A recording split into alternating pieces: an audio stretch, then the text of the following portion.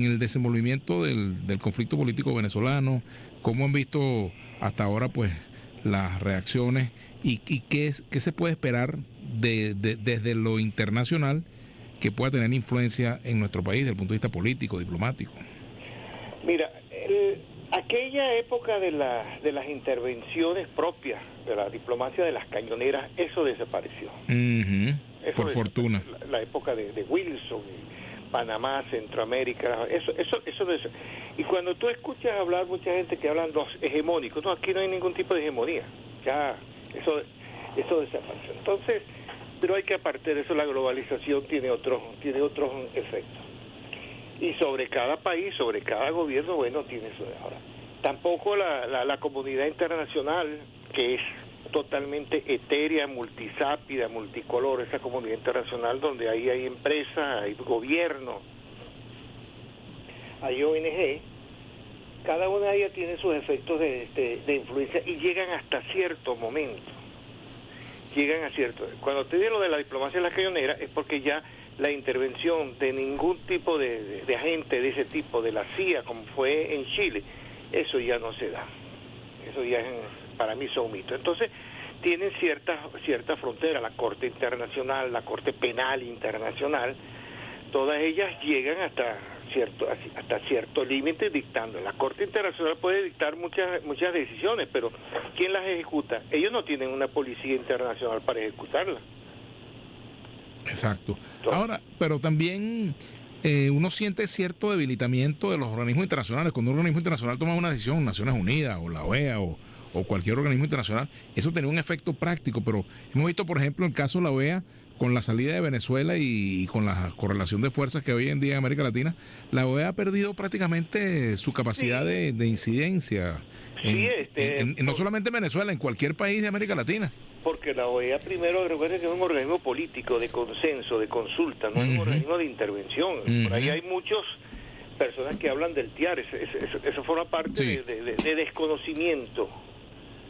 De desconocimiento para lo que fuese ese tratado. Claro, que es precisamente cuando hubiese una... Mira, hay quienes critican los organismos internacionales, pero también los organismos internacionales solucionan muchos problemas.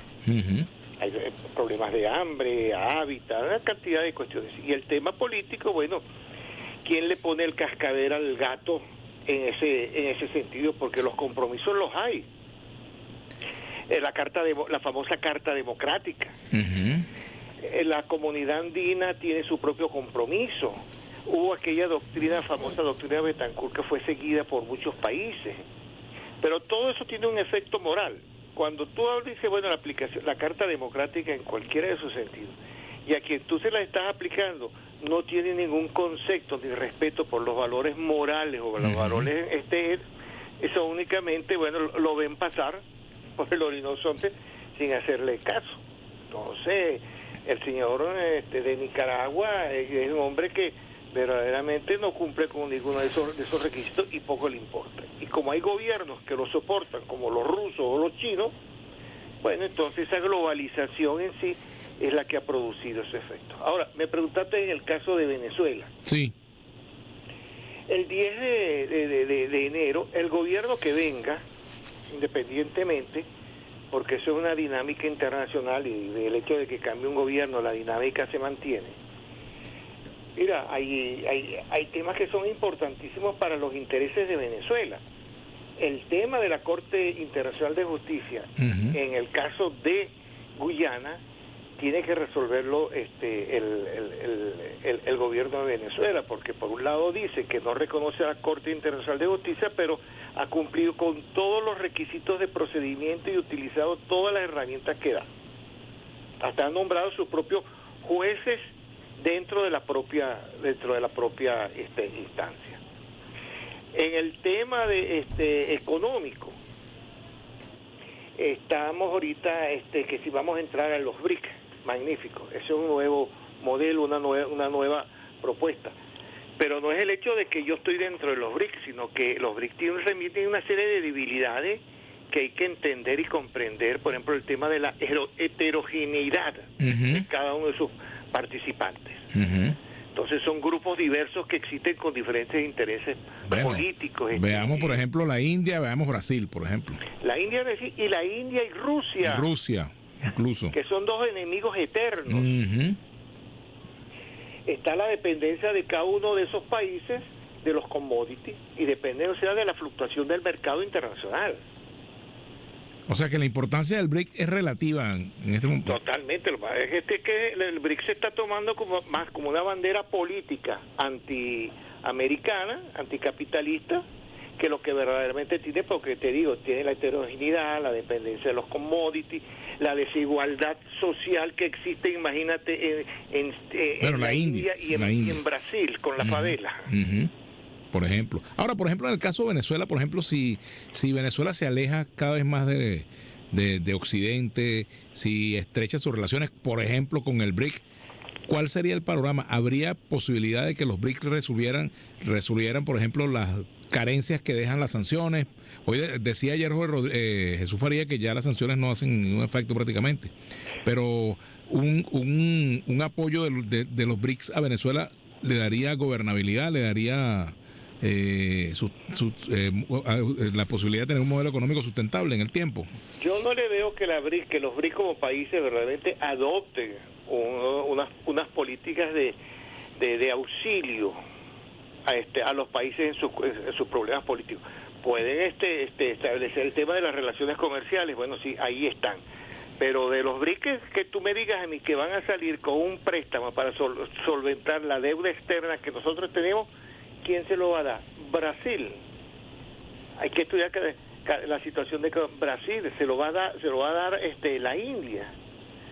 Los chinos lo que hacen es comprar, pero ya las inversiones chinas con el mal paso que tuvieron, el mal trago que tuvieron con el fondo chino, ya aprendieron cuál es la situación. Entonces, pensar en que eso únicamente va a ser una alfombra mágica y nos va a sacar de estos problemas donde estamos del problemas económicos internos, de sueldos bajos, inflación interna, a los problemas macroeconómicos que existen.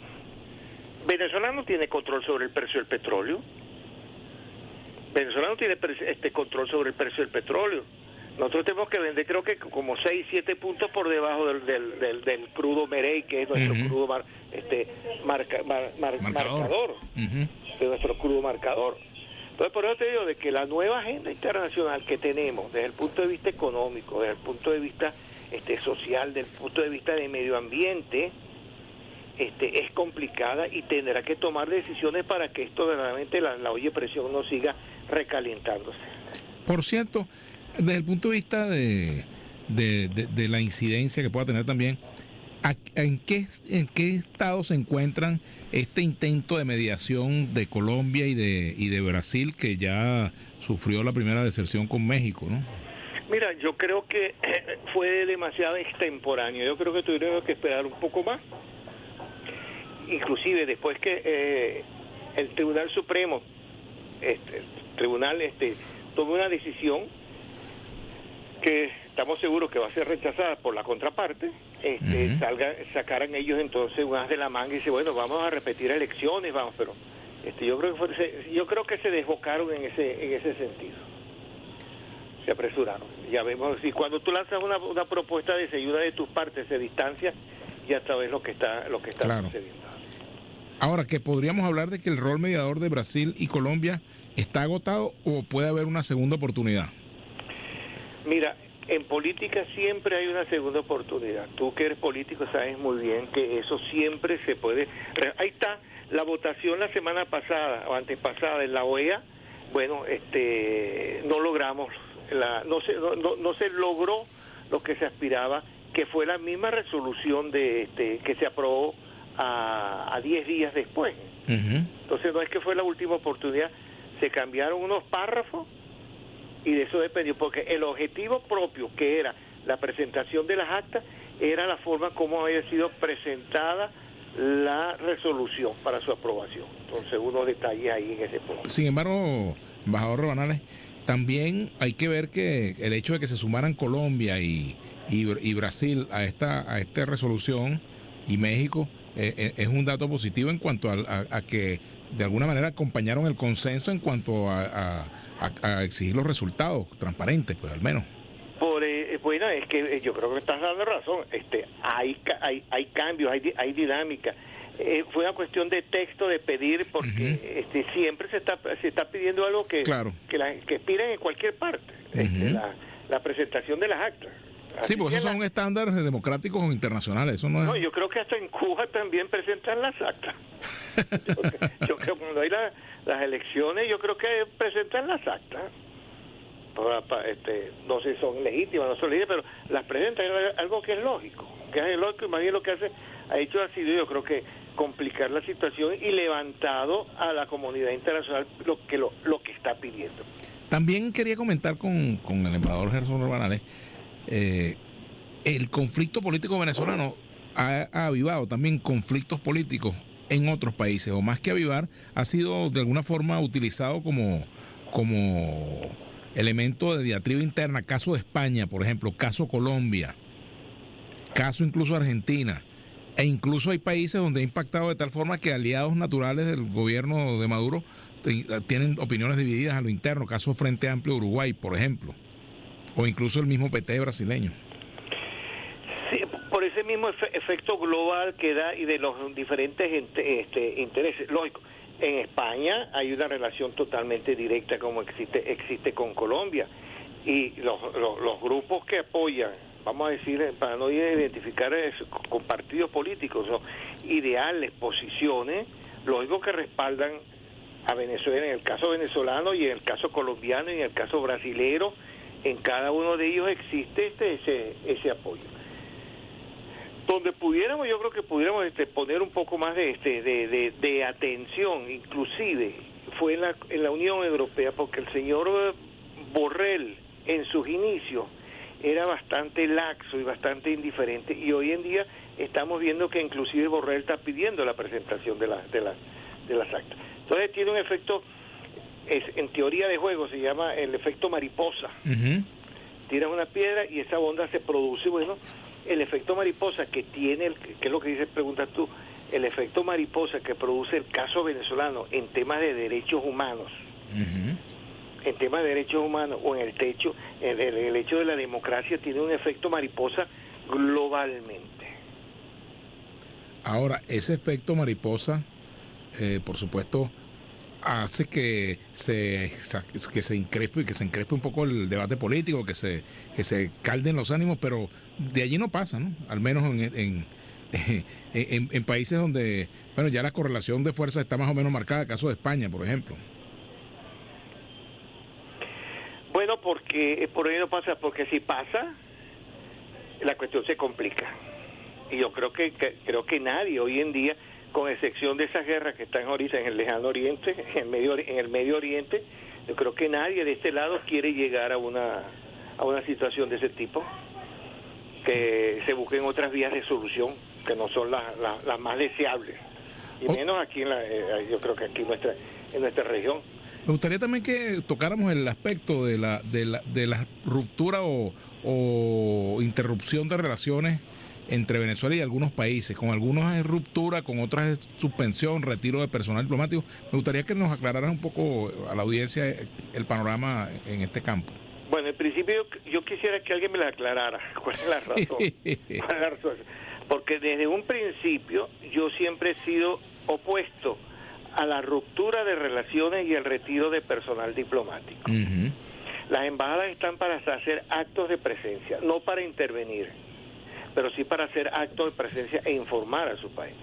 Cuando tú rompes las relaciones, bueno, tienes que llevarte todo tu personal. Cuando suceden casos extrañísimos que no están en los libritos de las convenciones internacionales, como retiro de personal diplomático. Como retiro de personal diplomático. Eso por eso le pregunto, yo no había visto eso. Así. Es que cuando existe te lo digo de mi experiencia de 30 y tantos años, yo digo, mira, es una pretensión, pero yo vi elecciones desde Guyana hasta Corea. Desde Colombia por Brasil, yo vi elecciones, y uno lo que hace, asiste, ve, habla e informa uno a su país. Pero eso de abandonar los puestos de observación, porque hay gobiernos le estás haciendo más bien el favor al gobierno. Cuando menos gente tengas aquí, menos estás estorbando. Si a un embajador no le hacen caso, imagínate a un encargado de negocio, a un segundo secretario. Claro. Que quede al frente de la embajada. Así es. Ahora, en todo caso, en estos países donde se retira el personal diplomático, si hay un cambio, por ejemplo, caso Chile, hay un cambio en la situación, regresa el personal diplomático, se restablece sin ningún procedimiento adicional. Bueno, la situación es tan extraña que aquí hubo un embajador español que lo declararon persona no grata. Y después regresó. Y después regresó. El embajador Silva. En un vuelo de Iberia, tranquilamente. Y no pasó nada. O sea, una persona que se hizo declarada persona grata y de repente, bueno, mira, devuélvete para allá. Ya eres grata otra vez. Eso no ocurre. O sea, cuando una persona se declara persona no grata, no regresa más. Más nunca. Porque lógico, habían los problemas de que entonces tenías que pasar por el Congreso y la aprobación, y para evitarse eso, entramos en la Realpolitik. No, devuélvete, olvídate de eso, te quedas callado. Era jugando. Y el embajador fue bastante, mantuvo siempre su posición. Yo lo recuerdo muy bien. Sí, cómo no, el embajador Jesús Silva. Por cierto, a propósito de esto, ¿cómo evaluar, por ejemplo, lo que ha sido la respuesta del presidente a las propuestas de Lula y de Petro? Él dice que no practica la diplomacia de micrófono. ¿Eso ha sido exactamente cierto? Mira, yo dudo de esa afirmación.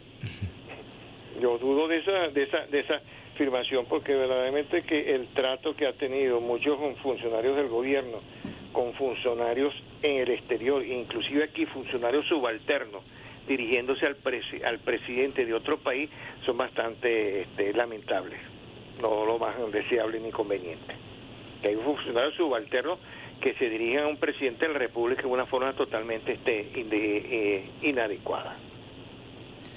Bueno, caramba, ¿cómo se imagina el embajador Jesús Rabanales el día 10 de enero del 2025?